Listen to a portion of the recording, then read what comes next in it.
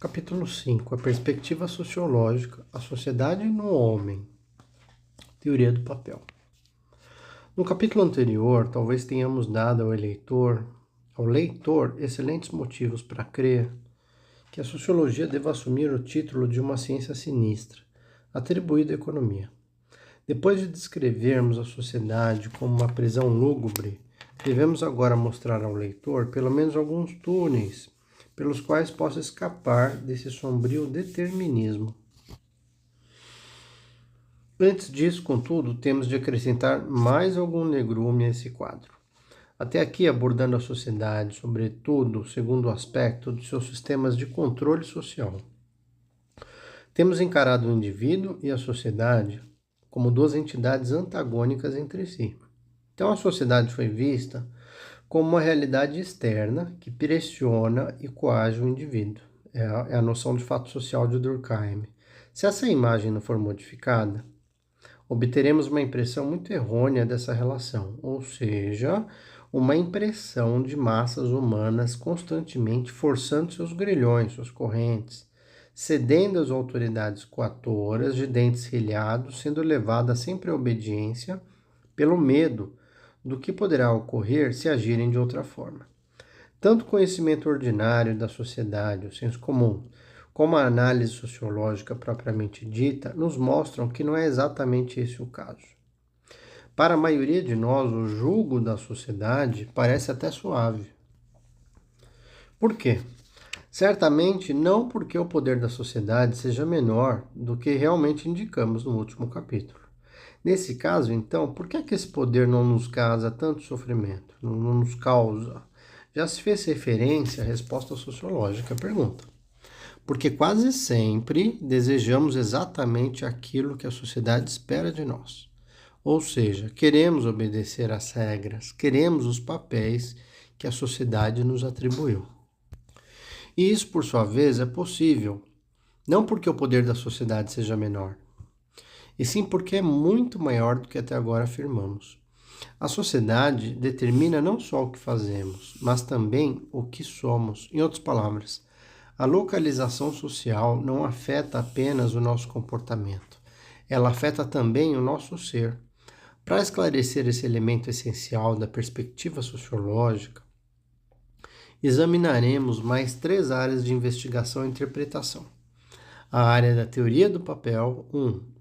A área da sociologia do conhecimento, 2. E a teoria do grupo de referência, 3. A teoria do papel foi uma criação intelectual quase inteiramente americana. Alguns de seus germes remontam a William James, mas seus pais diretos são outros 2 pensadores americanos, Charles Cooley e George Herbert Mead.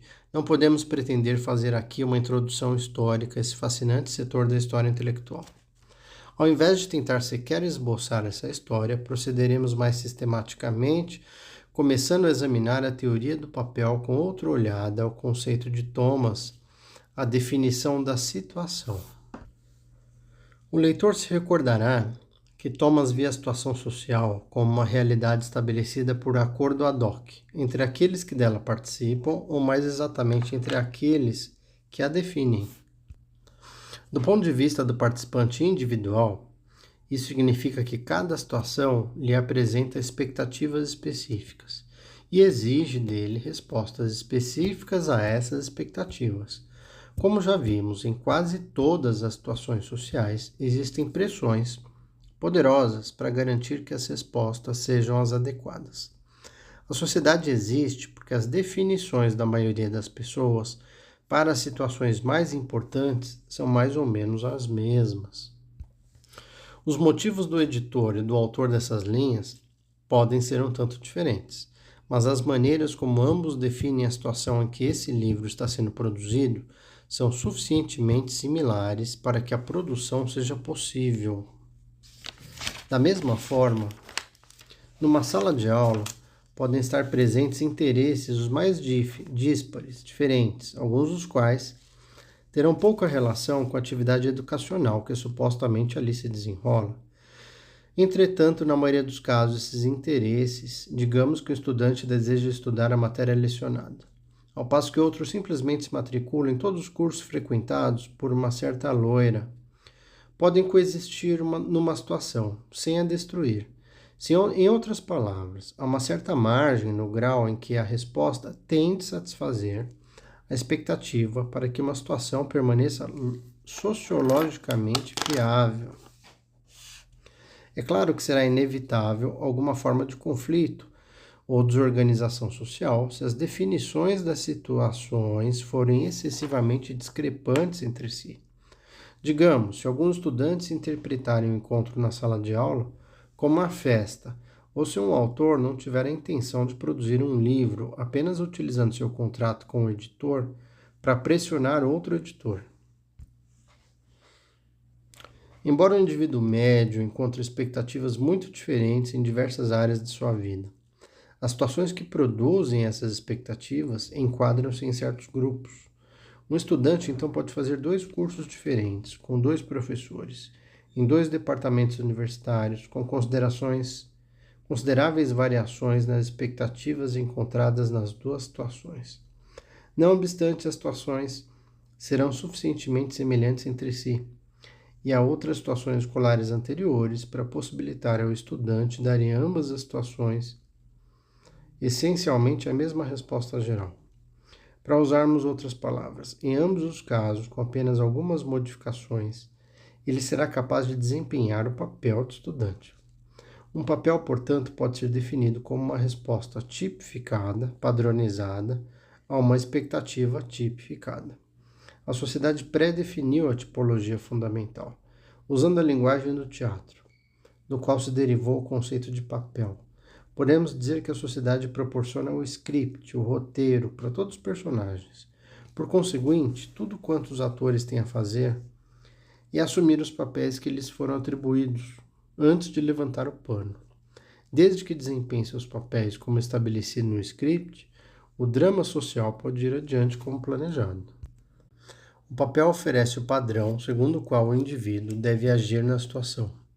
Tanto na sociedade quanto no teatro, variará a exatidão com que os papéis fornecem instruções ao ator. Tomando como exemplo os papéis ocupacionais. O papel do lixeiro envolve um padrão mínimo, ao passo que médicos, clérigos, padres, pastores e oficiais do exército tendem a adquirir toda espécie de maneirismos característicos, hábitos de linguagem, gestos, tais como otimismo diante de um doente, palavreado santarrão religioso, ou garbo militar. Contudo, seria um erro grave considerar o papel apenas como um padrão regulador para ações externamente visíveis. Uma pessoa se sente mais apaixonada ao beijar, mais humilde ao se ajoelhar e mais indignada ao sacudir o punho. Isto é, o beijo não só expressa a paixão, como também a fabrica. Ou seja, os papéis trazem em seu bojo tanto as ações como as emoções e as atitudes a elas relacionadas. O professor que representa uma cena de sabedoria vem a se sentir sábio. O pregador passa a crer no que prega. O soldado descobre pruridos marciais em seu peito ao vestir a farda. Em cada um desses casos, embora a emoção ou a atitude já existissem antes de assumir o papel, este inevitavelmente reforça aquilo que já existia. Em muitos casos, há bons motivos para se acreditar que absolutamente nada antecedia, na consciência do ator, o desempenho do papel. Em outras palavras, uma pessoa se torna sábia ao ser nomeado professor. Se torna crente ao se entregar a atividades que pressupõem crença. E se torna pronto para a batalha ao marchar em ordem unida. Vejamos um exemplo. Um homem recentemente promovido a oficial, principalmente se subiu na hierarquia a partir da graduação mais baixa. A princípio, se sentirá pelo menos levemente embaraçado, constrangido com as continências que agora recebe dos praças que encontra. É provável que ele se responda de maneira amistosa, quase como se estivesse pedindo desculpas. Os novos distintivos em sua farda ainda são coisas que ele simplesmente colocou ali, quase como um disfarce. Na verdade, o novo oficial poderá até dizer a si mesmo e às outras pessoas que no fundo, ele ainda é a mesma pessoa, que ele simplesmente adquiriu novas responsabilidades, entre as quais o dever de aceitar as continências dos seus subalternos. Não é provável que essa atitude dure muito. A fim de desempenhar seu novo papel de oficial, nosso homem tem de manter uma certa atitude, esperam isso dele, né? A qual tem implicações bastante definidas, até na sua psique, né? Apesar da conversa mole a esse respeito, habitual nos chamados exércitos democráticos, como o norte-americano. Uma das implicações fundamentais é a de que um oficial é um superior, ponto, com direito à obediência e respeito, com base nessa superioridade. Toda continência prestada por um inferior hierárquico é um ato de obediência, recebido como uma coisa, entre aspas, natural pelo homem que a retribui. Assim, a cada continência prestada e aceita, juntamente, é claro, com uma centena de outros atos cerimoniais, rituais, que realçam a sua nova posição, fortifica-se a convicção de nosso oficial e suas, por assim dizer, premissas ontológicas. Ele não só age como oficial, passa a sentir-se oficial. Aí terminou o embaraço. A atitude de desculpas, o meio sorriso constrangedor. Se em alguma ocasião um praça lhe prestar continência sem a dose adequada de entusiasmo, ou mesmo cometer o ato impensável de não lhe prestar continência, o oficial não determinará apenas uma punição por violação do regulamento militar. Será levado internamente, com todas as fibras do seu ser, a exigir reparação de uma ofensa contra a ordem normal de seu universo interno. É importante acentuar nesse exemplo que só muito raramente esse processo, né, de introjeção do papel é deliberado ou baseado em reflexão crítica. O oficial não se sentou e imaginou todas as coisas que deveriam acompanhar seu novo papel, inclusive as coisas que ele deveria sentir. A força do processo está justamente no seu caráter inconsciente, reflexo. Ele se transformou em oficial quase tão naturalmente como um menino se torna um rapagão de olhos azuis, cabelos castanhos e 1,80 m de altura. Também não seria correto supor que esse homem deva ser um tanto burro ou uma exceção entre seus camaradas. Pelo contrário, o excepcional é o homem que reflete sobre os seus papéis, um tipo, aliás, que provavelmente seria mau oficial. Até mesmo pessoas muito inteligentes, quando em dúvida quanto aos seus papéis na sociedade, tenderão a se envolver ainda mais na atividade que gera dúvida, ao invés de se colocarem a refletir. Então, o teólogo que duvida de sua fé tenderá a rezar mais e frequentar a igreja com mais assiduidade. O homem de negócios, tomado de escrúpulos devido à pressão que exerce sobre os empregados, começa a ir ao escritório também aos domingos. E o terrorista que sofre de pesadelos apresenta-se como voluntário para execuções noturnas. E é claro que essas atitudes são perfeitamente, entre aspas, corretas. Todo papel tem sua disciplina interior, aquilo que os monásticos católicos chamariam de sua formação. O papel da forma, e constrói tanto a ação quanto o próprio ator. O papel constrói o ator, fabrica, né? É dificílimo fingir nesse mundo. Normalmente, uma pessoa introjeta, incorpora o papel que desempenha. Todo papel na sociedade acarreta uma certa identidade.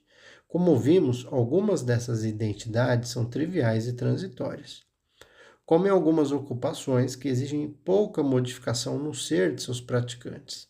Ou seja, não é difícil passar de lixeiro a vigia noturna, mas é bem mais difícil passar de clérigo a oficial ou militar.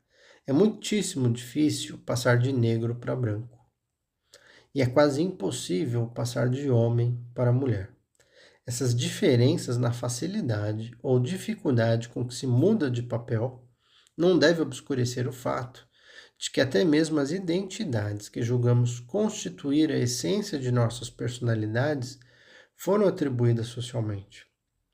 Da mesma forma como se adquire papéis raciais e com eles se identifica, há também papéis sexuais, eu diria hoje, né? Papéis de gênero, identidade de gênero.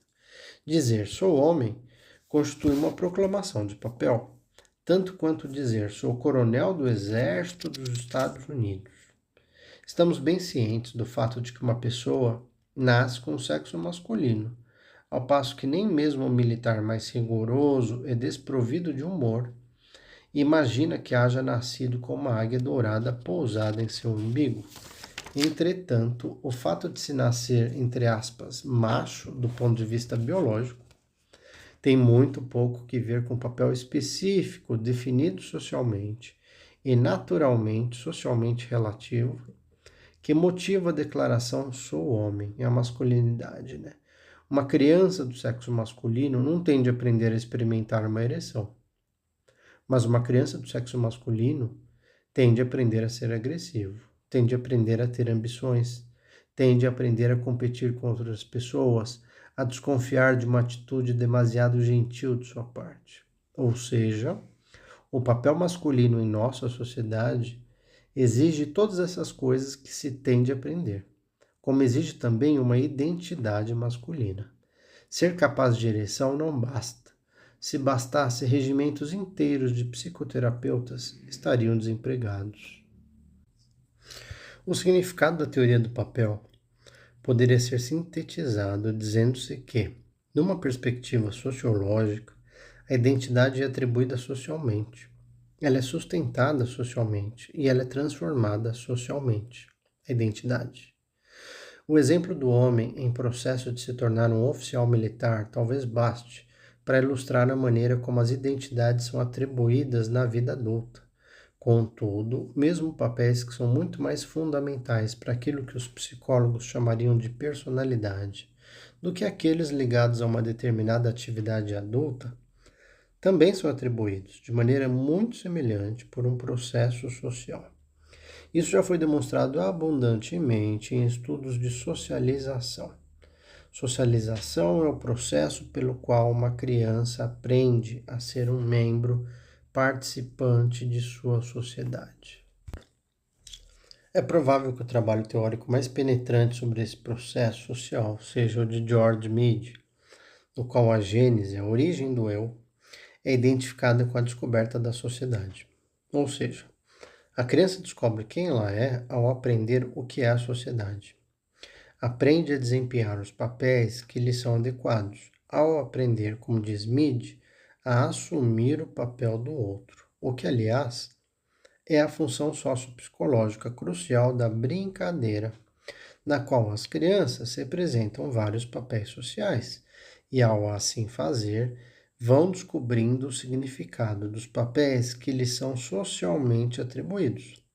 Todo esse aprendizado ocorre, e só pode ocorrer, em interação com outros seres humanos, quer se tratem dos pais ou de qualquer outra pessoa que eduque essa criança.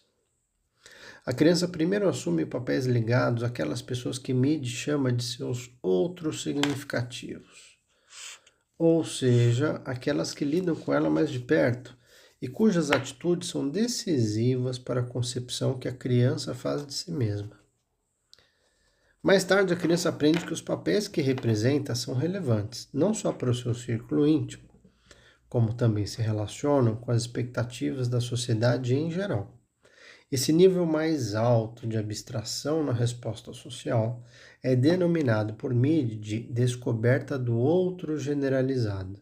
Antes eram os outros significativos, né? As pessoas mais próximas. Agora é o outro generalizado, expectativa da sociedade em geral. Ou seja, não é só a mãe que espera que a criança seja boazinha, limpa e que diga a verdade. Ela descobre que a sociedade espera a mesma coisa. Só quando surge essa concepção geral de sociedade é que a criança se torna capaz de formar uma concepção clara de si própria. Na experiência infantil, eu e sociedade são o verso e o reverso da mesma medalha. Em outras palavras, identidade não é uma coisa pré-existente, não nasce pronto. É atribuída em atos de reconhecimento social. Ou seja, somos aquilo que os outros creem que sejamos. A mesma ideia é expressa na conhecida expressão de Charles Cooley, do eu como reflexo de um espelho. Isso não significa, é claro, que não existam certas características com as quais o indivíduo nasce, que fazem parte de sua herança genética, a qual se manifesta em qualquer meio social. Nosso conhecimento da biologia humana ainda não nos possibilita uma imagem muito clara da extensão em que isso é verdade. Sabemos, contudo, que a margem para a formação social dentro desses limites biológicos genéticos é muito grande. Mesmo sem dispormos de respostas cabais para as questões biológicas, podemos afirmar que ser humano é ser considerado humano, da mesma forma que ser um certo tipo de homem significa ser considerado como tal, ou seja, a criança privada de afeto e atenção humanas torna-se desumanizada. A criança a quem é concedido respeito vem a respeitar-se. Um menino que é tido como bobo torna-se bobo. Da mesma forma que um adulto tratado com temor devido a um deus da guerra começa a se considerar como tal e a agir como compete a tal figura divina, e na verdade funde a sua identidade com a que corresponde a essas expectativas. Ou seja, as identidades são atribuídas pela sociedade. É preciso ainda que a sociedade a sustente essas identidades, e com bastante regularidade. Uma pessoa não pode ser humana sozinha, e aparentemente não pode apegar-se a qualquer identidade sem o amparo da sociedade, sem a legitimação social. A autoimagem do oficial como oficial só pode ser mantida num contexto social no qual as outras pessoas estejam dispostas a reconhecê-lo nessa identidade de oficial.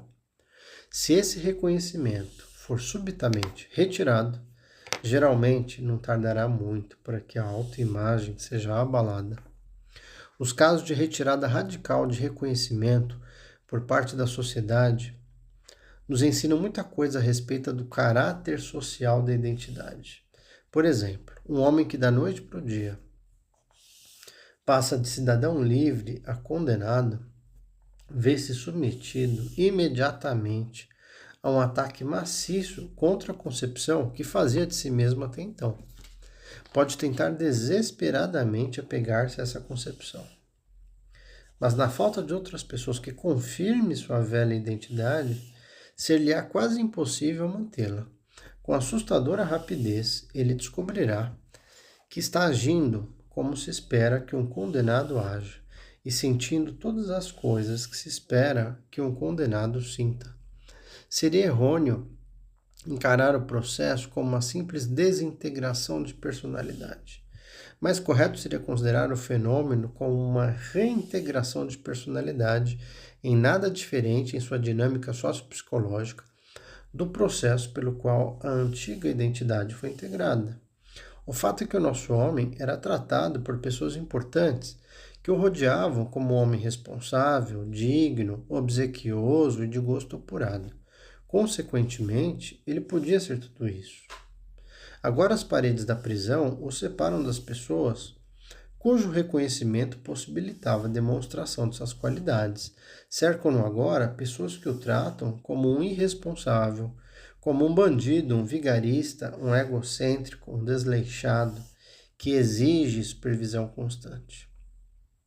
Essas novas expectativas tipificam-se no papel de condenado, que constitui resposta a elas da mesma maneira que as velhas expectativas integravam-se num diferente padrão de conduta. Em ambos os casos, a identidade vem com a conduta. E a conduta ocorre em resposta ao comportamento, ocorre em resposta a uma situação social específica. É a profecia autocumprida, Os casos, eu passo a ser o que esperam que eu seja.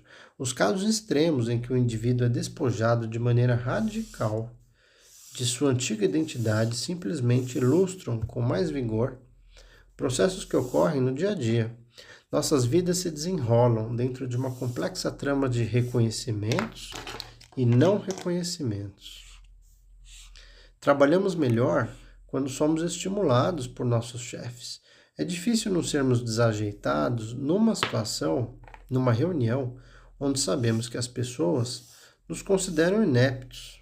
inábeis. Tornamo-nos espirituosos, engraçados, quando as pessoas esperam que sejamos engraçados. E tornamo-nos tipos interessantes quando sabemos que temos tal reputação. Inteligência, humor, habilidade manual, devoção religiosa e até potência sexual respondem com igual vivacidade às expectativas alheias. Isso torna compreensível o processo já mencionado, segundo o qual os indivíduos preferem ligar-se a pessoas que sustentem suas autointerpretações. Em termos sucintos, todo ato de ligação social resulta numa escolha de identidade. Inversamente, toda identidade exige ligações sociais específicas para que sobreviva. Os pássaros da mesma plumagem vivem juntos, não por luxo, mas por necessidade. O intelectual torna-se bitolado depois de ser sequestrado pelo exército, bitolado no sentido de alienado, né? O seminarista perde cada vez mais o senso de humor ao se aproximar à época de sua ordenação religiosa. O operário, que ultrapassa todas as cotas de trabalho, verifica que passa a ultrapassá-las ainda mais depois de receber uma medalha da administração. Ou seja, nós queremos ser o que as pessoas desejam que sejamos. O jovem ansioso com relação à sua virilidade torna-se um leão na cama depois de encontrar uma moça que o considera um avatar de Dom Juan. Para relacionarmos essas observações com o que ficou dito no capítulo anterior dos sistemas de controle e sanção, o indivíduo se localiza na sociedade dentro de sistemas de controle social. E cada um desses sistemas contém um dispositivo de geração de identidade. Na medida que for capaz, o indivíduo tentará manipular suas ligações sociais e, sobretudo, as ligações mais íntimas, de maneira a fortalecer as identidades que lhe proporcionaram satisfação no passado. Exemplo, casando-se com uma moça que o julga inteligente, escolhendo amigos que o considerem simpático, escolhendo uma ocupação que o mostre como uma pessoa de futuro. Em muitos casos, naturalmente, essa manipulação não será possível. Nesse caso, tem-se de fazer o melhor possível com as identidades de que se dispõe. Essa perspectiva sociológica do caráter da identidade nos proporciona uma compreensão mais profunda do significado humano do preconceito.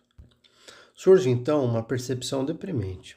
O pré-julgamento afeta não só, o destino externo da vítima nas mãos de seus opressores, mas também, a sua própria consciência, na medida em que ela é moldada pelas próprias expectativas da sociedade. A coisa mais terrível que o preconceito pode fazer a um ser humano é fazer com que ele tenda a se tornar aquilo que a imagem preconceituosa diz que ele é. O judeu no meio antissemita tem de lutar com afinco para não se tornar cada vez mais parecido ao estereótipo antissemita. Da mesma forma que o negro, numa situação racista, sintomaticamente essa luta só terá possibilidade de êxito, de sucesso, se o indivíduo for protegido de sucumbir ao programa traçado pelo preconceito para a sua personalidade, por aquilo que chamaríamos de contra-reconhecimento por parte de membros de sua comunidade imediata. O mundo gentil poderia ver um homem como apenas mais um judeu desprezível sem importância e tratá-lo como tal. Mas esse não reconhecimento do seu valor, de sua dignidade, pode ser neutralizado pelo contra-reconhecimento dentro da própria comunidade, no caso judaica.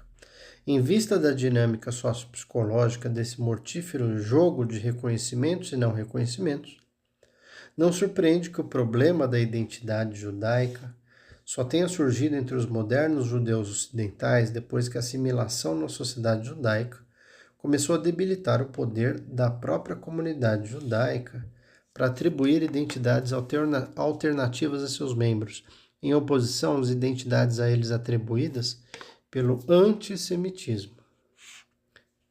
Quando o indivíduo é obrigado a se ver refletido num espelho que foi construído de modo a refletir uma imagem deformada de si, ele tem que procurar freneticamente outros homens, com outros espelhos, pois de outra forma chegará a esquecer que um dia já teve outro rosto. Para usarmos palavras um pouco diferentes, a dignidade humana é uma questão de permissão social. O mesmo relacionamento entre sociedade e identidade pode ser visto nos casos em que, por um motivo ou outro, a identidade de um indivíduo é mudada drasticamente. A transformação da identidade, tanto quanto a sua origem e a sua manutenção, constitui um processo social. Já mostramos como qualquer reinterpretação do passado, qualquer alternação de uma autoimagem para outra, exige a presença de um grupo que conspire para provocar essa, entre aspas, metamorfose. Aquilo que os antropólogos chamam de rito de passagem. Envolve o repúdio de uma antiga identidade, digamos, ser criança, e a iniciação numa nova identidade, como adulto. As sociedades modernas também possuem ritos de passagem, só que mais brandos, como a instituição do noivado, por exemplo, pelo qual o indivíduo é gentilmente levado por uma conspiração de todos os envolvidos a transpor a linha divisória entre a liberdade do celibato e o cativeiro do casamento. Não fosse essa instituição, um número muito maior de pessoas seria tomado de pânico ao último momento diante a enormidade do passo que estão prestes a dar. Já vimos também como a alternação transforma identidades em situações altamente estruturadas, como a educação religiosa e a psicanálise. Tomando novamente essa última como exemplo oportuno, a psicanálise. Ele envolve uma tensa situação em que o indivíduo é levado a repudiar sua antiga concepção de si mesmo e a assumir uma nova identidade, a que foi programada para ele na ideologia psicanalítica, aquilo que os psicanalistas chamam de transferência, o processo transferencial, né? A intensa relação social entre analista e analisando consiste essencialmente na criação de um meio social artificial, dentro do qual possa ocorrer a alquimia da transformação, ou seja, dentro do qual essa alquimia possa tornar-se plausível ao indivíduo. Quanto mais durar a relação e quanto mais intensa se tornar, mais o indivíduo se liga à sua nova identidade. Finalmente, ao ser, entre aspas, curado, essa nova identidade já se tornou aquilo que ele é. Portanto, não há por que negar, como a gargalhada marxista, a afirmação do psicanalista de que seu tratamento será mais eficiente se o paciente o visitar com frequência, durante muito tempo, e lhe pagar honorários consideráveis. Conquanto seja óbvio que isso coincide com o interesse econômico do analista, é bem plausível sociologicamente que a atitude esteja factualmente correta. Por quê? O que a psicanálise faz é, na verdade, a construção de uma nova identidade no analisando. A ligação do indivíduo a essa nova identidade evidentemente aumentará na proporção direta do tempo, da intensidade e do investimento financeiro que ele aplicou em sua construção de uma nova identidade. É claro que sua capacidade de rejeitar toda a história como uma impostura se tornará mínima depois de ele haver investido vários anos de sua vida e uma quantia astronômica de dinheiro. O mesmo tipo de meio alquímico, entre aspas, no sentido psicológico, criado em situações de terapia de grupo. A recente popularidade desse método na psiquiatria americana não pode também ser interpretada simplesmente em bases econômicas.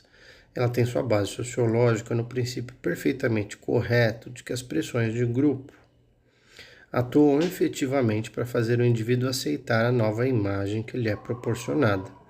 Erving Goffman, sociólogo contemporâneo, fez uma descrição vívida da maneira como essas pressões atuam no contexto de um hospital de doenças mentais, com os pacientes finalmente cedendo, entre aspas, a interpretação psiquiátrica de sua existência, que constitui o quadro de referência comum do grupo terapêutico.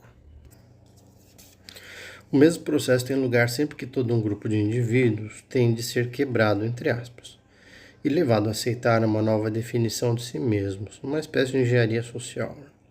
Acontece, por exemplo, num treinamento básico no Exército, com muito mais intensidade num treinamento de pessoal para carreira permanente nas Forças Armadas e em academias militares.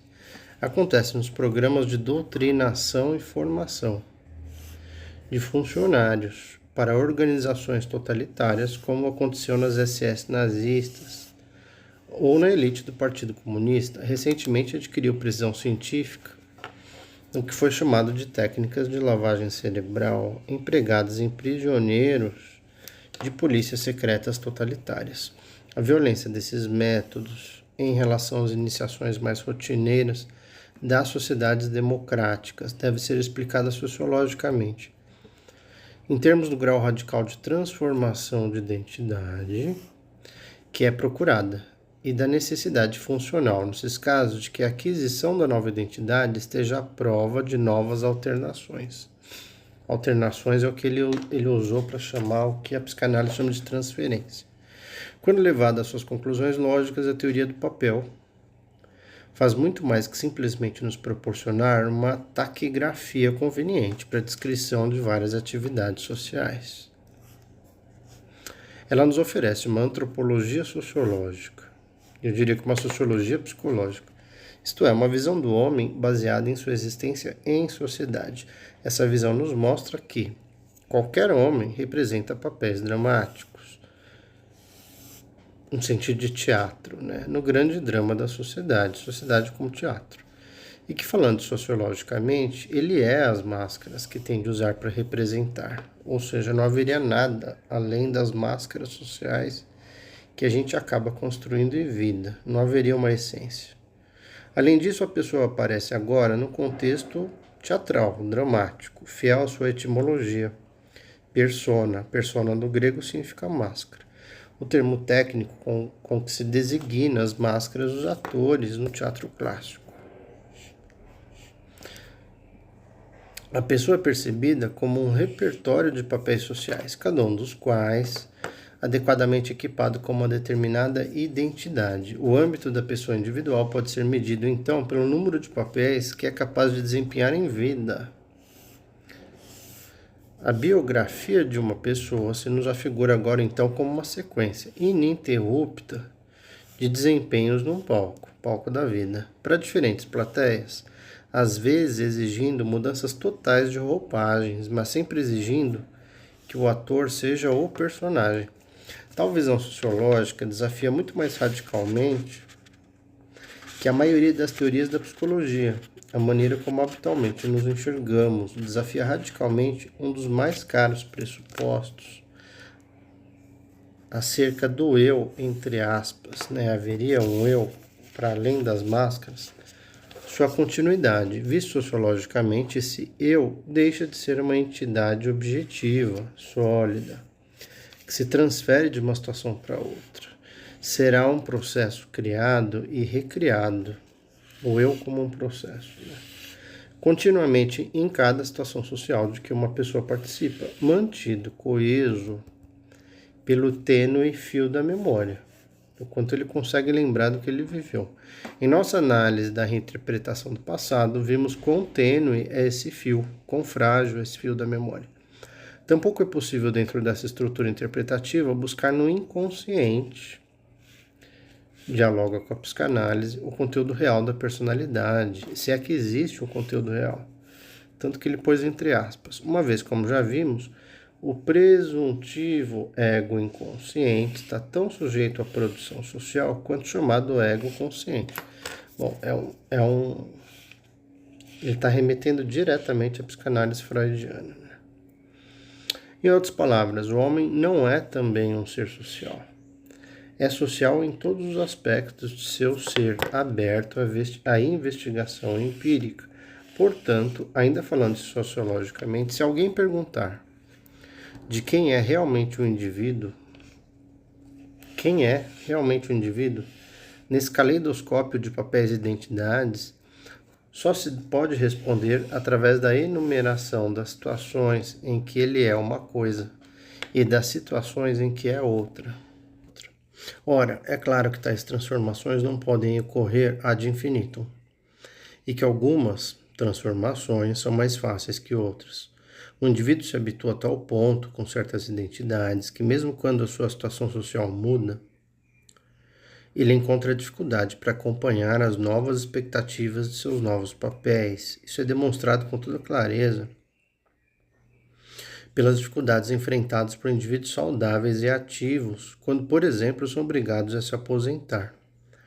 A capacidade de transformação da personalidade depende não só do seu contexto social, como também do grau de seu hábito a identidades anteriores e talvez também de certos traços genéticos, conquanto essas modificações de nosso modelo se façam necessárias. A fim de evitar uma radicalização de nossa posição, elas não reduzem apreciavelmente a descontinuidade da personalidade revelada pela análise sociológica dos papéis.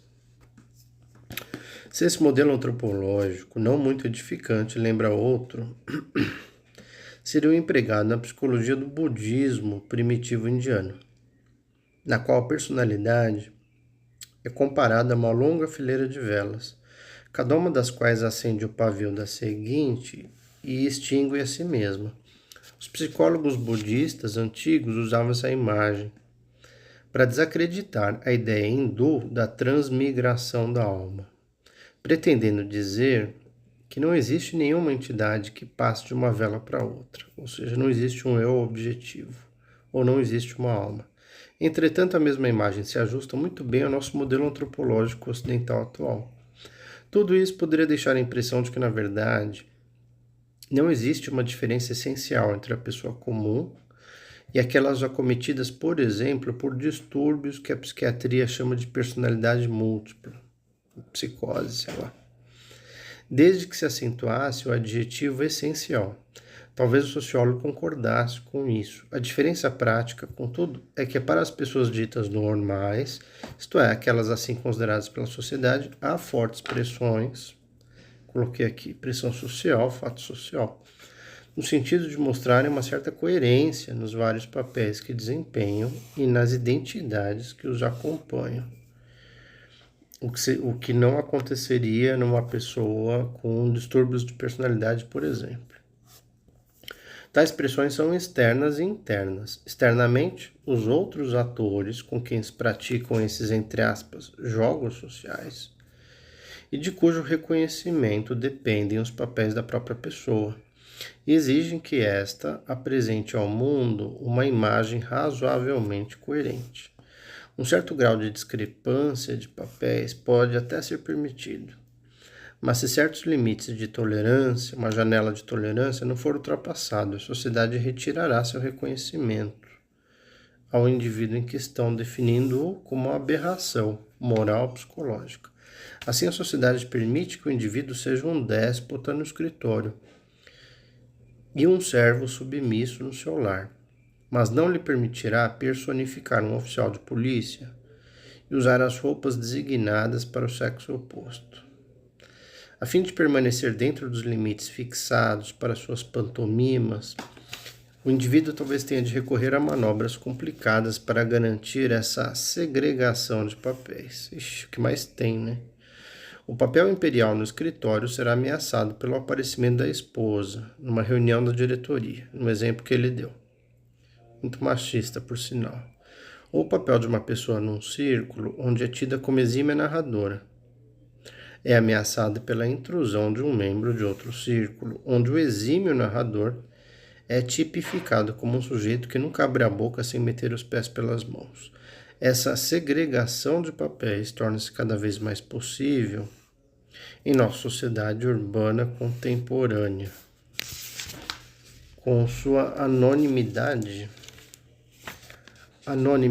seus rápidos meios de transporte, embora persista o perigo que pessoas com imagens contraditórias de si mesmas subitamente tropecem uma na outra e façam periclitar suas mútuas representações.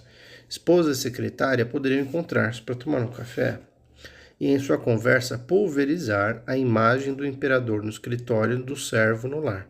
Nesse ponto, sem dúvida, será necessário um psicoterapeuta para juntar os cacos do indivíduo, ou seja, para a própria sanidade do indivíduo é necessária uma certa coesão entre os papéis sociais.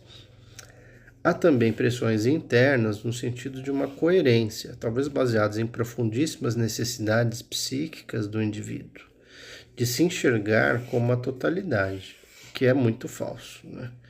Até mesmo o ator urbano contemporâneo, que representa papéis mutuamente irreconciliáveis em diferentes áreas de sua vida, poderá talvez sentir tensões internas, embora possa controlar as externas mediante a cuidadosa separação de suas diversas mise-en-scène. Para evitar tais ansiedades, as pessoas geralmente segregam sua consciência, bem como sua conduta. Não queremos dizer com isso que elas, entre aspas, reprimam suas identidades discrepantes para uma espécie de inconsciente. Ele botou entre aspas. Pois dentro do nosso modelo temos todos os motivos para suspeitar desses conceitos. É visível que o autor desacredita do conceito de inconsciente da psicanálise e também de repressão. Queremos dizer que elas focalizam sua atenção apenas naquela identidade particular, que, por assim dizer, necessitam naquele momento. As outras identidades, então, são esquecidas, elas ficam guardadinhas ali, enquanto durar essa cena social específica. Esse processo poderá talvez ser ilustrado pela maneira como atos sexuais desaprovados pela sociedade, ou atos moralmente questionáveis de qualquer espécie, são segregados na consciência. O homem que pratica, por exemplo, um masoquismo homossexual, possui uma identidade cuidadosamente construída e guardada apenas para essas ocasiões. Quando a ocasião termina, ele devolve a identidade na portaria, por assim dizer, e volta para casa. Com pai afetuoso, marido responsável, talvez até um amante impetuoso de sua mulher. Da mesma maneira, um juiz que sentencia um réu à pena de morte segrega a identidade com a qual assim age do resto de sua consciência, na qual é um ser humano bondoso, tolerante e sensível. O comandante num campo de concentração nazista que escreve cartas sentimentais aos filhos não passa de um exemplo extremo de algo que ocorre todos os dias na sociedade. O leitor erraria redondamente se julgasse que lhe estamos apresentando uma imagem da sociedade na qual todos tramariam, conspirariam e deliberadamente vestiriam disfarces para enganar-se uns aos outros. Pelo contrário, essa representação de papéis e os processos formadores de identidade geralmente são irrefletidos. As pessoas nem se dão conta disso, e não planejados, quase automáticos. As necessidades psicológicas de coerência da autoimagem a que nos referimos garantem isso, que não sejam refletidos. A fraude deliberada exige um grau de autocontrole psicológico que poucas pessoas são capazes. É por isso que a insinceridade é um fenômeno relativamente raro. A maioria das pessoas é sincera, porque esse é o caminho mais fácil psicologicamente, isso é, elas acreditam no que representam. Esquecem convenientemente a representação anterior e seguem pela vida, contentes, convictas de estarem à altura de todas as expectativas. A sinceridade é a consciência do homem que se empolga com a sua própria representação. Ou como se expressou David Riesman, o homem sincero é aquele que acredita na sua própria propaganda. Em vista da dinâmica sociopsíquica que acabamos de analisar, é muito provável que os assassinos nazistas fossem sinceros ao se descrever como burocratas encarregados de tarefas desagradáveis que realmente abominavam, sendo talvez incorreto supor que eles só digam isso para garantir a simpatia de seus juízes. Seu remorso humanitário será provavelmente tão sincero quanto sua passada crueldade. Como observou o romancista austríaco Robert Musil, no coração de todo assassino, há um ponto em que ele é eternamente inocente. As estações da vida, por assim dizer, se sucedem, e o indivíduo tem que ir mudando de rosto, como muda de roupa. No momento não estamos interessados nas questões psicológicas ou no significado ético dessa, entre aspas, falta de caráter. Só queremos frisar que esse é o procedimento habitual. Para relacionarmos o que acabamos de dizer sobre a teoria dos papéis com o que ficou dito no capítulo precedente a respeito dos sistemas de controle social, reportamos agora aquilo que Hans Gert e C. Wright Mills chamaram de seleção de pessoas. Toda estrutura social seleciona pessoas de que necessita para seu funcionamento e elimina aquelas que de uma maneira ou de outra não servem. Se não houver pessoas a serem selecionadas, elas terão de ser inventadas, ou melhor, elas serão produzidas de acordo com as especificações necessárias. Dessa maneira, através de seus mecanismos de socialização e, entre aspas, formação, a sociedade manufatura o pessoal que necessita para funcionar. O sociólogo vira de cabeça para baixo a ideia comum de que certas instituições surgem porque existem pessoas disponíveis. Pelo contrário, guerreiros ferozes só surgem porque há exércitos a serem enviados para batalhas. Homens piedosos só existem porque há igrejas a construir. Pessoas eruditas só existem porque há universidades onde lecionar. E assassinos só existem porque há crimes para cometer. Não é correto dizer que cada sociedade tem os homens que merece. Antes, cada sociedade produz os homens de que necessita. Podemos tirar algum consolo do fato de que esse processo de produção às vezes enfrenta dificuldades técnicas. Veremos mais tarde que, além disso, ele pode ser sabotado. No momento, contudo, podemos constatar que a teoria dos papéis e suas percepções concomitantes acrescenta uma importante dimensão à nossa perspectiva sociológica da existência humana. Se a teoria dos papéis nos proporciona ideias vívidas sobre a presença da sociedade no homem, ideias semelhantes podem ser obtidas de uma outra direção muito diferente, a chamada sociologia do conhecimento. Ao contrário da teoria dos papéis, a sociologia do conhecimento tem origem europeia. O termo foi usado pela primeira vez na década de 1920 pelo filósofo alemão Max Scheler, outro pensador europeu, Karl Mannheim. Passou os últimos anos de sua vida na Inglaterra, foi um dos que despertaram a atenção do pensamento anglo-saxônico para a nova disciplina. Não cabe no escopo do livro esmiuçar as interessantes origens intelectuais da sociologia do conhecimento, que remontam a Karl Marx, Friedrich Nietzsche e ao historicismo alemão. Sociologia do conhecimento entra em nosso raciocínio para demonstrar que, tanto quanto os homens, as ideias também têm uma localização social. Na verdade, isso pode servir como uma definição da disciplina para os nossos propósitos. A sociologia do conhecimento trata da localização social das ideias. Com mais clareza que qualquer outro ramo da sociologia, a sociologia do conhecimento elucida o que se quer dizer. Quando afirmamos que o sociólogo é um homem que pergunta a todo instante: quem é que disse isso?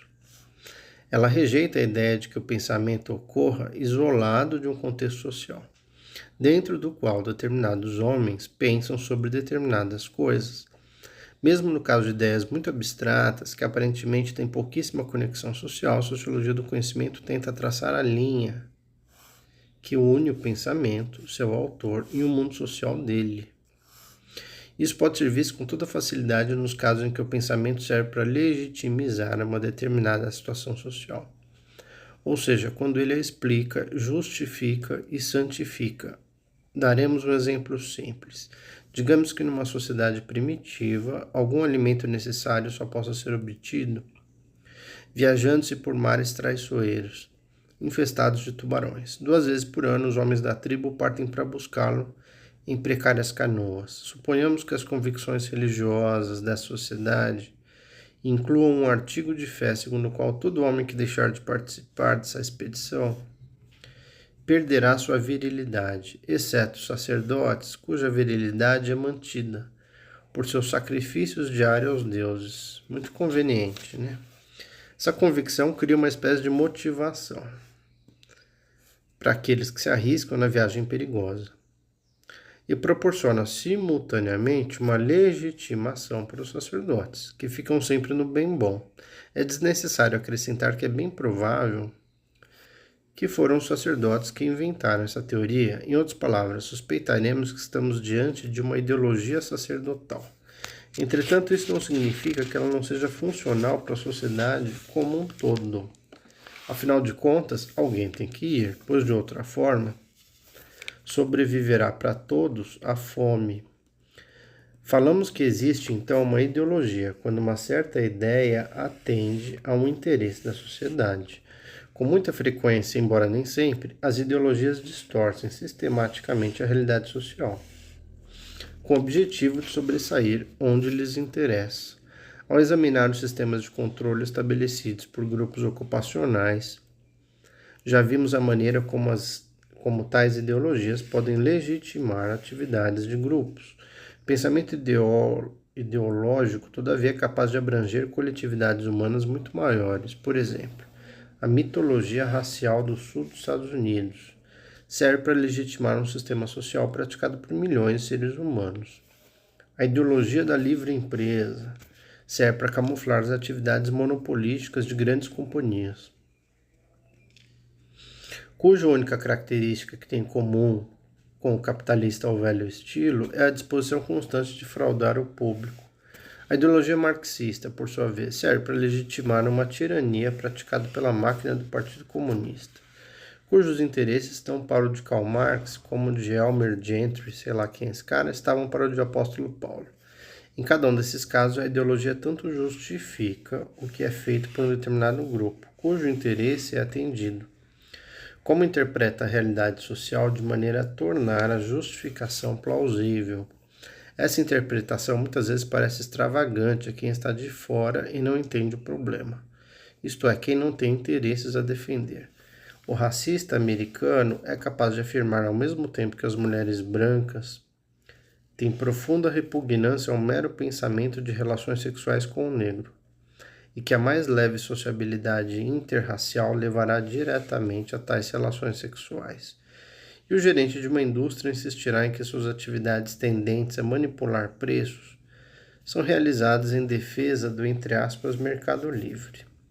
E o funcionário do Partido Comunista arranjará uma explicação para provar que a limitação da escolha eleitoral a candidatos aprovados pelo partido constitui uma expressão da verdadeira democracia. Convém ressaltar mais uma vez que geralmente as pessoas que manifestam essas opiniões estão sendo absolutamente sinceras. O esforço moral necessário para mentir deliberadamente está muito além da maioria das pessoas. É mais fácil enganar a si próprio.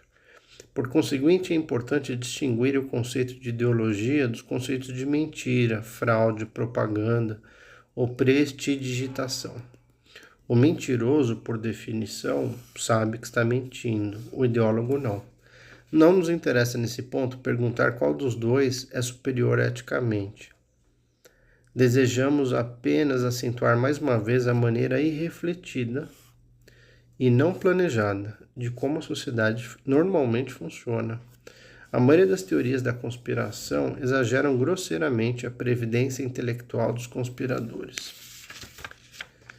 As ideologias também podem funcionar de maneira latente, para usarmos a expressão de Merton em outro contexto. Voltemos mais uma vez ao sul dos Estados Unidos. Uma das coisas que eles têm de interessante é a consciência geográfica entre o cinturão negro e o cinturão da Bíblia. Isto é, aproximadamente a mesma área que pratica o sistema racial sulista em sua plena pureza. Apresenta também a maior concentração de protestantismo ultraconservador e fundamentalista. Pode-se explicar essa coincidência historicamente, mostrando-se o isolamento do protestantismo sulista em relação às correntes mais amplas do pensamento religioso, desde os grandes cismas denominacionais devido à questão escravagista antes da Guerra da Secessão. Essa coincidência poderia ser também interpretada como expressão de dois aspectos diferentes de barbárie intelectual. Não refutamos nenhuma dessas explicações, mas argumentaríamos que uma interpretação sociológica, em termos de funcionalidade ideológica, daria uma visão melhor do fenômeno. O fundamentalismo protestante, conquanto obcecado pela ideia de pecado, tem um conceito curiosamente limitado de sua extensão. Os pregadores revivalistas que vociferam contra a perversidade do mundo atêm-se invariavelmente numa gama um tanto limitada de transgressões morais. Fornicação, sexo, embriaguez, dança, jogo, pragas, na verdade dão tanta ênfase às primeiras dessas transgressões que na linguagem comum do moralismo protestante, o termo pecado é quase sinônimo do termo mais específico ofensa sexual. Diga-se o que se disser a respeito desse rol de atos perniciosos. Todos eles têm em comum seu caráter essencialmente privado. Na verdade, se um pregador revivalista chega a mencionar questões públicas, será geralmente em termos da corrupção privada dos detentores de cargos públicos. As autoridades do governo roubam, o que é mal. Também fornicam, bebem e jogam, o que presumivelmente ainda é pior. Ora, a limitação do conceito de ética cristã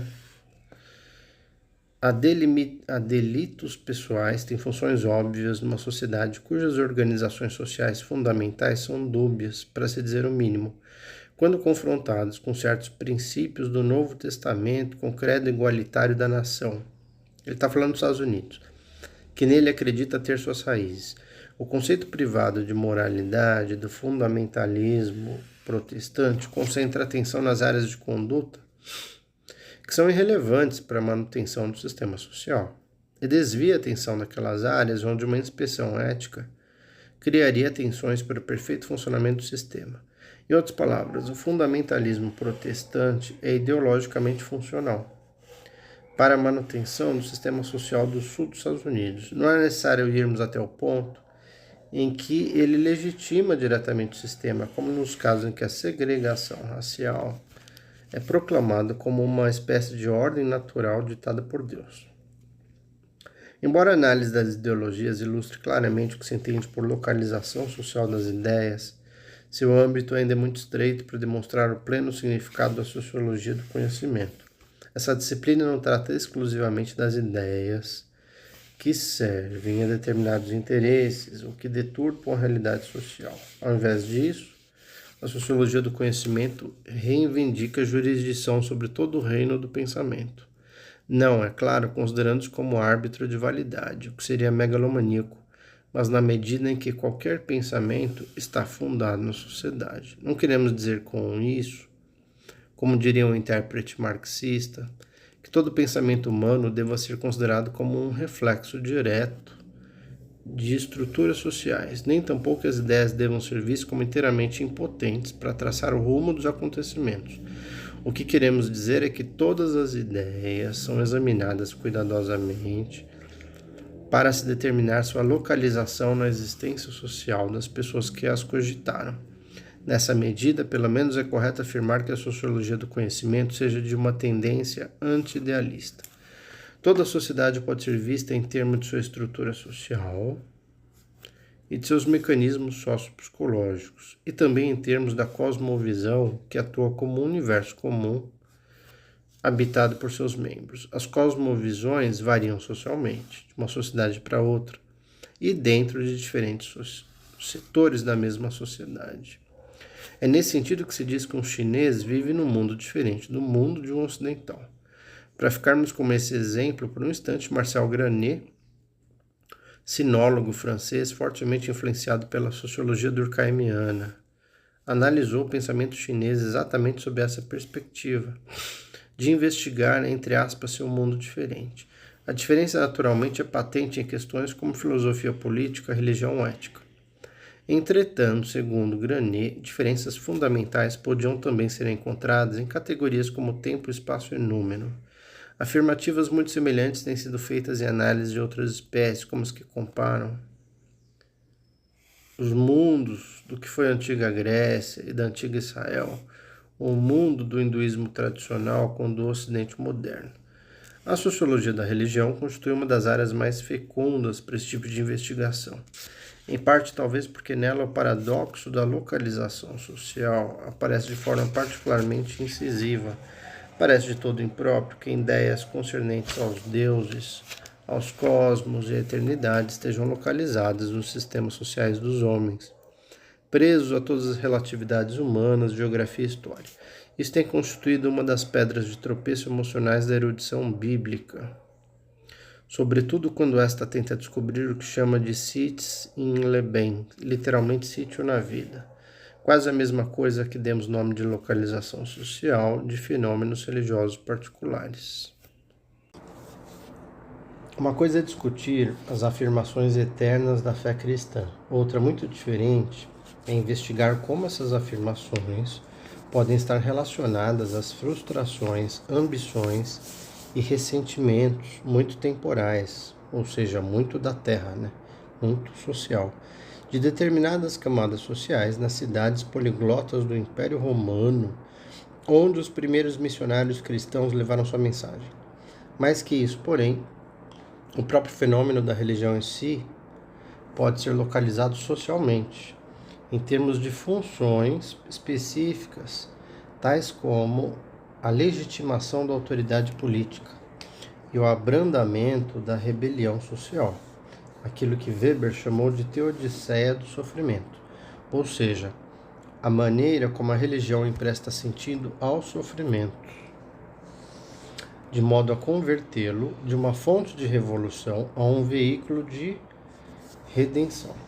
A universalidade da religião, longe de constituir prova de sua validade metafísica, é explicável em termos de suas funções sociais. Ademais, as mudanças dos padrões religiosos no decurso da história também podem ser interpretadas em termos sociológicos. Tomemos como exemplo a distribuição de filiações religiosas no mundo ocidental contemporâneo. Em muitos países ocidentais, a frequência à igreja pode ser correlacionada quase rigorosamente com as classes sociais. Bom, não sei se isso ainda se verifica. De modo que, por exemplo, a atividade religiosa constitui uma das marcas de status das classes médias. Acho que isso já não é mais, já mudou. Ao passo que a abstenção de tal atividade caracteriza a classe proletária. Vixe, mudou completamente. Em outras palavras, parece haver uma relação entre a fé de um indivíduo, digamos na Trindade, e sua renda anual. Abaixo de certo nível de renda, parece que tal fé perde toda plausibilidade, ao passo que acima desse nível ela se torna coisa natural. Bom, lembrar que o autor escreveu isso pensando nos Estados Unidos em meados do século XX. De lá para cá mudou muita coisa. Sociologia do conhecimento indagará como surgiu essa espécie de relação entre estatística e salvação. As respostas inevitavelmente serão sociológicas em termos da funcionalidade da religião nesse ou naquele meio social. O quão funcional é? O sociólogo não poderá naturalmente fazer quaisquer declarações sobre questões teológicas em si, mas será capaz de demonstrar que essas questões raramente têm sido transacionadas num vácuo social. Para voltarmos a um exemplo anterior, o sociólogo não será capaz de dizer às pessoas se lhes convém ligar-se ao fundamentalismo protestante. De novo, ele está pensando no mercado religioso da segunda metade do século XX nos Estados Unidos da América, ou a uma versão menos conservadora dessa fé, mas poderá mostrar-lhes como essa escolha funcionará socialmente. Tampouco estará em condições de decidir para as pessoas se devem batizar seus filhos ou se devem protelar esse ato, mas poderá informá-las qual a expectativa quanto a isso, nesse ou naquele extrato social, expectativa dos grupos sociais aos quais o indivíduo se refere. Tampouco ele poderá sequer estimar a plausibilidade de uma vida além túmulo, de uma vida após a morte, mas poderá informar em que carreiras profissionais será conveniente a uma pessoa pelo menos simular tal convicção, ou seja, pelo menos simular a crença na pós-morte. Além dessas questões da distribuição social de religiosidade, alguns sociólogos contemporâneos, como por exemplo Helmut Schelsky e Thomas Luckmann, têm indagado se os tipos de personalidade produzidos pela moderna civilização industrial permitem a continuação dos padrões religiosos tradicionais, ou não. E se por vários motivos sociológicos e sociopsicossociais o mundo ocidental talvez já esteja num estágio pós-cristão. A análise dessas questões nos afastaria de nossa linha de raciocínio. Os exemplos religiosos deverão ter sido suficientes para indicar a maneira como a sociologia do conhecimento localiza as ideias na sociedade. Isso é o relevante do texto. O indivíduo, por conseguinte, adquire socialmente sua cosmovisão, ou seja, sua visão de mundo, seu jeito de ver o mundo, quase da mesma maneira como adquire seus papéis e sua identidade social. Em outras palavras, tanto quanto suas ações, suas emoções, até o que ele sente, e sua autointerpretação, ou seja, como ele enxerga a si mesmo, são pré-definidas para ele pela sociedade, da mesma forma que sua atitude cognitiva em relação ao universo que o rodeia. Alfred Schultz, de novo, expressou esse fato em sua frase: mundo aceito sem discussão. O sistema de pressupostos aparentemente óbvios e que se auto-ratificam com relação ao mundo que cada sociedade engendra no curso de sua história.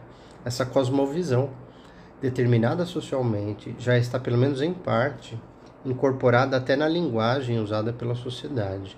É possível que certos linguistas, entraremos aí no campo da linguística, tenham exagerado a importância desse fator na criação de uma cosmovisão específica, de uma ideologia. Mas restam poucas dúvidas de que a linguagem de uma pessoa pelo menos ajuda a dar forma à sua atitude para com a realidade, ou seja, a própria linguagem ajuda a moldar a maneira como a gente enxerga o mundo. Além disso, obviamente, a linguagem não é escolhida por nós, sendo-nos imposta pelo grupo social incumbido de nossa socialização primária inicial. Não é à toa somos socializados pela linguagem. A sociedade pré-define para nós esse mecanismo simbólico fundamental, com o qual apreendemos o mundo, ordenamos a nossa experiência, ou seja, atribuímos significado às nossas experiências em vida e interpretamos a nossa própria existência. Da mesma forma, a sociedade fornece os nossos valores, a nossa lógica e o acervo de informação ou desinformação que constitui o que chamamos de nosso conhecimento. Raríssimas pessoas, e mesmo essas apenas em relação a fragmentos dessa cosmovisão, acabam em condições de reavaliar criticamente aquilo que lhes foi imposto. Na verdade, não sentem nenhuma necessidade de reavaliação, porque a cosmovisão em que foram socializados lhes parece óbvia, natural, uma vez que ela também será considerada assim por quase todos os membros de sua própria sociedade. Essa cosmovisão ratifica a si mesmo, valida a si mesmo. Sua, entre aspas, prova está na experiência reiterada de outros homens que também a tomam como uma coisa, entre aspas, natural, assentada. Enunciemos essa perspectiva da sociologia do conhecimento numa proposição sucinta: a realidade é construída socialmente. Com essa formulação, a sociologia do conhecimento ajuda a sintetizar a afirmativa de Thomas sobre o poder da definição social e lança mais luz sobre a imagem sociológica da natureza precária da realidade, ou seja, a realidade tem uma natureza precária por si. A teoria dos papéis e a sociologia do conhecimento representam elementos muito diferentes do pensamento sociológico. Importantes subsídios que fornecem a respeito dos processos sociais ainda não foram integrados teoricamente, exceto talvez no sistema sociológico contemporâneo de Talcott Parsons, Estados Unidos, demasiado complexo para ser exposto aqui. Contudo, uma conexão relativamente simples entre essas duas abordagens, teoria dos papéis, sociologia do conhecimento, é proporcionada pela chamada teoria do grupo de referência. Então, terceira teoria. Outra contribuição norte-americana, utilizada pela primeira vez por Herbert Hyman na década de 1940, o conceito do grupo de referência foi desenvolvido por vários sociólogos americanos, entre os quais se destaca Robert Merton e Tamotsu Shibutani. Tem sido muito útil na pesquisa do funcionamento de organizações de vários tipos, de militares a industriais, embora essa utilização nos interesse aqui. Já se fez distinção entre os grupos de referência de que uma pessoa faz parte e aqueles para os quais ela orienta as suas ações. Esse último tipo atenderá a nossos objetivos. Um grupo de referência nesse sentido é a coletividade cujas opiniões, convicções e rumos de ação são decisivos para a formação de nossas próprias opiniões, convicções e rumos de ação. O grupo de referência nos proporciona um modelo com o qual nos podemos comparar continuamente. Especificamente, ele nos oferece um determinado ponto de vista sobre a realidade social, que poderá ou não ser ideológico no sentido anteriormente mencionado, mas que, em qualquer caso, será parte e parcela de nossa participação nesse grupo em particular. Certa vez, a revista The New Yorker publicou um cartoon mostrando um jovem universitário bem vestido falando a uma moça desgrenhada que desfila numa manifestação, portando um cartaz exigindo o fim dos testes nucleares. A legenda dizia mais ou menos: tenho a impressão de que não haverei hoje à noite no clube dos jovens conservadores. Essa vinheta demonstra a larga gama de grupos de referência hoje disponíveis a um jovem universitário. Qualquer estabelecimento de ensino superior, com exceção dos muito pequenos, oferece uma ampla variedade de tais grupos. O estudante sequioso de participação poderá unir-se a qualquer número de grupos de definição política. Poderá orientar-se para um bando beatnik, ligar-se a um círculo de gente bem, não sei o que é gente bem, ou simplesmente andar de um lado para o outro com um grupinho formado em torno de um professor popular. É desnecessário dizer que em cada um desses casos será preciso cumprir certos requisitos, em termos de vestuário e comportamento, entremear a conversa com jargão esquerdista, boicotar a barbearia local, usar paletó e gravata ou andar descalço a partir da primavera. Mas a escolha de grupo trará consigo também um conjunto de símbolos intelectuais, os quais seria conveniente exibir com ar de fidelidade. O republicanismo, a la Goldwater, trotskismo, o zen budismo, a nova crítica, podem engrandecer ou estragar reuniões nos sábados à noite, envenenar as relações com os colegas de quarto, ou tornar-se base de fortes alianças com pessoas que antes se evitava a todo transe. Enfim, a teoria do grupo de referência demonstra que a filiação ou a desafiliação normalmente traz consigo compromissos cognitivos muito específicos. Então a pessoa se liga a um grupo e por isso sabe, entre aspas, que o mundo é isso ou é aquilo. Outra troca esse grupo por outro e passa, entre aspas, saber que devia estar enganada. Todo grupo a que uma pessoa se reporta proporciona um ângulo de visão privilegiado do mundo. Todo papel incorpora uma cosmovisão. Ao se escolher pessoas específicas, está se escolhendo automaticamente um lugar específico do mundo para viver. Se a sociologia do conhecimento nos oferece um panorama da construção social da realidade, a teoria do grupo de referência aponta-nos a muitas pequenas oficinas em que, entre aspas, igrejinhas de construtores do universo fabricam seus modelos do cosmos, ou seja, suas maneiras de enxergar o mundo. A dinâmica sociopsicológica que condiciona esse processo será presumivelmente a mesma que já examinamos ao analisar a teoria dos papéis, ou seja, o impulso humano de ser aceito, de participar e de viver no mundo junto com outras pessoas. Algumas das experiências realizadas por psicólogos sociais sobre a maneira como a opinião de grupo afeta até mesmo a percepção de objetos físicos nos dão uma ideia da força irresistível desse impulso. Diante de um objeto de, digamos, 70 centímetros de comprimento, o indivíduo progressivamente modificará sua estimativa inicial, correta, se colocado num grupo experimental em que todos os outros membros afirmem terem certeza que o comprimento real será de 30 centímetros. Não é de espantar, portanto, que as opiniões grupais no tocante a questões políticas, éticas ou estéticas exerçam uma força ainda maior, uma vez que o indivíduo assim pressionado não pode recorrer como último argumento a um gabarito político, ético ou estético. Se tentasse fazer, o grupo naturalmente negaria o gabarito. A medida de validade de um grupo é o gabarito de ignorância do outro grupo. Os critérios de canonização e amaldiçoamento são intercambiáveis, ou seja, quem escolhe seus companheiros acaba escolhendo seus deuses. Destacamos nesse capítulo alguns elementos do pensamento sociológico que nos proporcionam uma imagem da sociedade atuando no homem, ampliando nossa perspectiva anterior, que era do homem atuando na sociedade, os mecanismos de controle. Nesse ponto, nossa imagem da sociedade como uma enorme prisão já não parece mais satisfatória, a menos que acrescentemos o detalhe de grupos de prisioneiros ocupados ativamente em manter suas próprias paredes intactas. Ou seja, nosso encarceramento em sociedade já nos parece algo criado tanto por nós próprios, quanto pela operação de forças externas.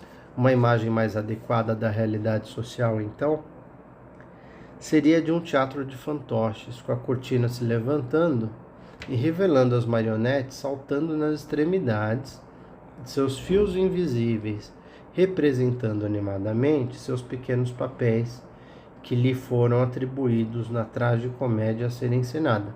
Entretanto, a analogia não é ampla. O Pierrot do teatro de fantoches não tem vontade nem consciência. Mas o Pierrot do palco social da vida nada deseja senão o destino que o aguarda no cenário e possui todo um sistema filosófico para prová-lo. O termo-chave usado pelos sociólogos para se referir aos fenômenos discutidos nesse capítulo é internalização ou introjeção, O que acontece na socialização é que o mundo social é internalizado pela criança.